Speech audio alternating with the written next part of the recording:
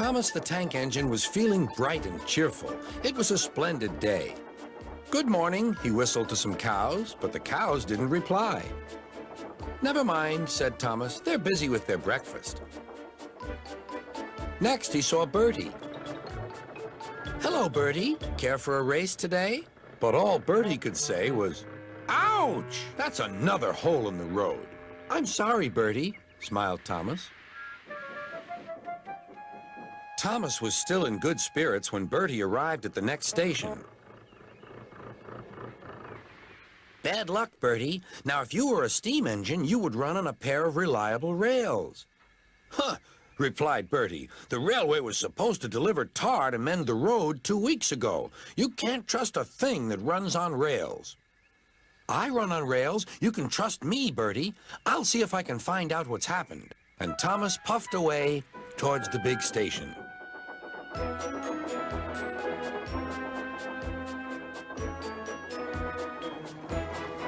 James was snorting about in the yard. "It's too bad," he grumbled. "Percy goes to work at the harbor and I do his job, here, there, and everywhere. Take that!" "Oh," groaned the freight cars, "just you wait. We'll show you." Gordon laughed. "I'll tell you what, James, if you pretended to be ill everywhere, you couldn't shunt freight cars here or go to the quarry there, could you?" "What a good idea," agreed James. "Look, here comes Thomas. I'll start pretending now." Thomas was sorry to see the engines looking miserable. "Cheer up," he puffed. "It's a beautiful day." "Yes," grumbled Gordon, "but not for James." "What's the matter?" asked Thomas. "He's sick," replied Gordon. "Yes, he is. I mean, I am," stuttered James. "I don't feel well at all."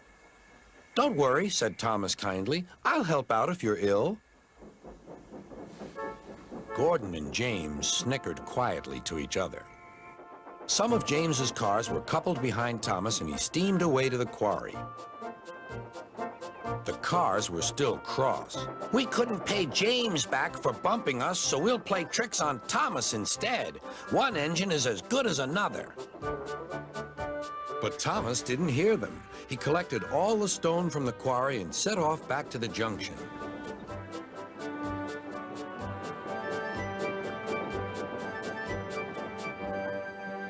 Danger lay ahead.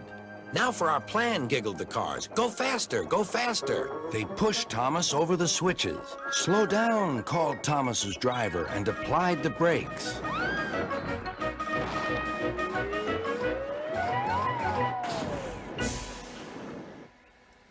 Poor Thomas stood dazed and surprised in a muddy pond as a toad eyed him suspiciously. "Bust my buffers," muttered Thomas. "The day started so well, too."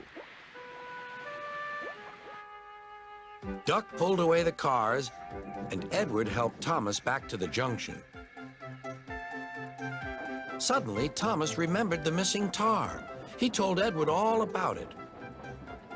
"That's strange," said Edward. "A car full of tar has been left at my station. That must be it. Driver will make sure it gets to Bertie now."